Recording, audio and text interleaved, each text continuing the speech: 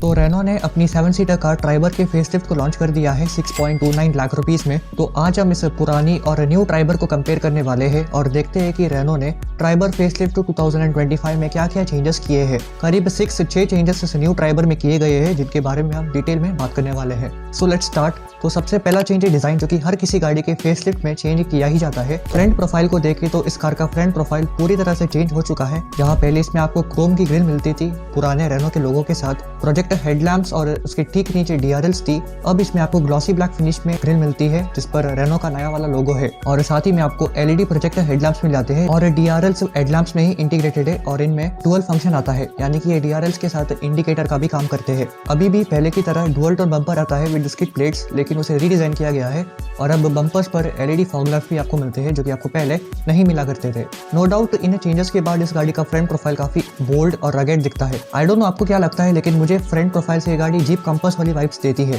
Side profile को देखें तो यहाँ पर सिर्फ 2 ही चेंज है। सबसे पहला है टायर्स। पहले भी आपको 15 इंच के टायर्स मिलते थे व्हील कवर्स के साथ में, लेकिन अब व्हील कवर्स के डिजाइन को चेंज किया गया है और इनमें आपको अब डुअल टोन फिनिश मिलती है। दूसरा चेंज ये है कि अब door handles glossy black finish में आते हैं जो कि पहले बॉडी कलर्ड में थे। बाकी सब कुछ पहले जैसा ही है, चाहे हम बात करें ओआरवीएम्स की, ABC पिलर या फिर डोर क्लैडिंग्स की। रियर प्रोफाइल को देखें तो यहाँ पर भी कुछ चेंजेस है।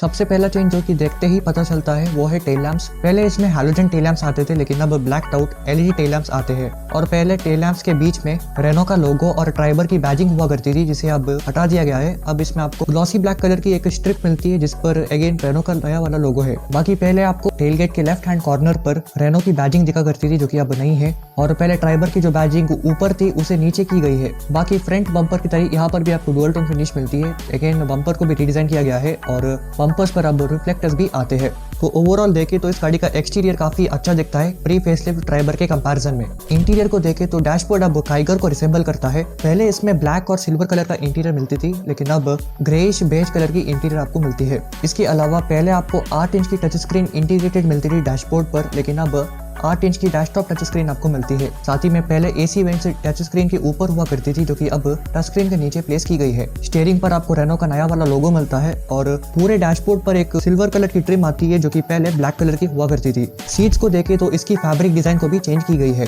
डिजाइन वाइज पहले से इसका इंटीरियर काफी अच्छा दिखता है, लेकिन ये जो कलर थीम रेनो ने यूज करी है उसकी वजह से मुझे ये गाड़ी आउटडेटेड लगती है अंदर से। अगर रेनो इसमें ऑल ब्लैक या फिर ब्लैक और बेज का कॉम्बिनेशन यूज करती तो डेफिनेटली इसका इंटीरियर और भी प्रीमियम दिखता। सेकंड चेंज है वेरिएंट्स। पहले ट्राइबर में 4 वेरिएंट्स आया करते थे, base variant RXC, mid variant RXL, second top RXT और टॉप वेरिएंट RXZ।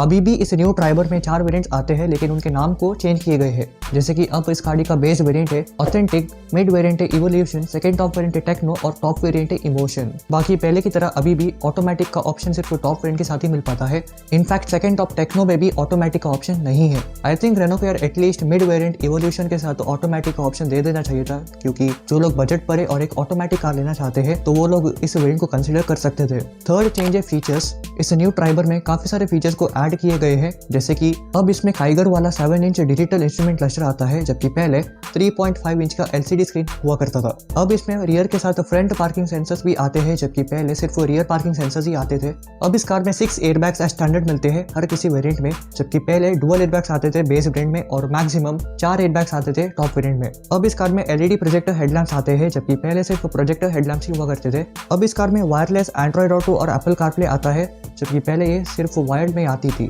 इन फीचर्स के अलावा ambient lighting, cruise control, automatic headlamps, rain sensing wipers, air purifier, connected car technology, wireless charger और LED fog lamp जैसे features को इस new Triber में add किए गए हैं जो कि पहले नहीं थे। फोर्थ चेंज है कलर्स। पहले ट्राइबर में 5 सिंगल टोन और 4 डुअल टोन कलर्स हुआ करते थे, व्हाइट, मस्टर्ड, सिल्वर, ब्लैक और ब्राउन, जबकि अब इस न्यू ट्राइबर में 6 सिंगल टोन और 3 डुअल टोन कलर्स आते हैं, white, silver, black, blue, grey और कॉपर। यानी कि पहले मिलने वाले मस्टर्ड और ब्राउन कलर को ग्रे, ब्लू और कॉपर कलर ने रिप्लेस कर दिया है। फिफ्थ चेंज है डायमेंशंस। इस कार के डिजाइन में हुए चेंजेस की वजह से इसके डायमेंशंस में भी कुछ बदलाव आई है, जैसे कि अब इस कार की लेंथ है 3985 mm, width 1734 mm, height 1600 2643 mm और व्हील बेस है 2636 mm। अगर हम इसे कंपेयर करें प्री फेसलिफ्ट ट्राइबर से तो इस न्यू ट्राइबर की लेंथ और विड्थ 5 mm से कम हो चुकी है। हालांकि ये डायमेंशंस में हुए चेंजेस अंदर इंटीरियर स्पेस में कोई भी बदलाव नहीं लाते हैं, सब कुछ पहले जैसा ही है। ये चेंजेस सिर्फ ऑन पेपर ही है। इसके अलावा पहले की तरह अभी भी इसमें आपको 182 mm की ग्राउंड क्लियरेंस मिलती है।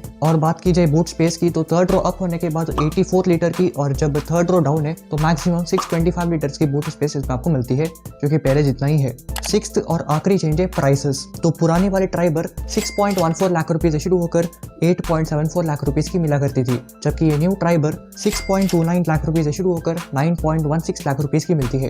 यानी कि इस कार के प्राइस को करीब 15,000 रुपीज से 42,000 रुपीज तक इंक्रीज किया गया है, जो कि I think fully worth it है। जिस तरह की चेंजेस इस न्यू ट्राइबर में किए गए हैं उसके हिसाब से 42,000 काफी वैल्यू फॉर मनी है। पर्सनली मुझे इस गाड़ी से सिर्फ 3 शिकायत है। पहला, इस गाड़ी का इंटीरियर मुझे काफी आउटडेटेड लगता है उस ग्रे बेज कलर की वजह से। दूसरा, लोअर वेरिएंट्स में ऑटोमेटिक ऑप्शन ना देना। और तीसरा, अभी भी इसमें आपको सिर्फ 1 लीटर नेचुरली एस्पिरेटेड इंजन का ऑप्शन मिलता है, टर्बोचार्ज्ड इंजन का ऑप्शन है ही नहीं। अगर ये 3 चेंजेस रेनो कर दे तो डेफिनेटली ये कार एक ब्लॉकबस्टर हिट साबित होती। तो यही थी न्यू ट्राइबर 2025। आपके क्या ओपिनियन है इस न्यू ट्राइबर के बारे में नीचे कमेंट सेक्शन में जरूर बताना। So that's it for this video. मिलते हैं नेक्स्ट वीडियो में, तब तक के लिए गुड बाय।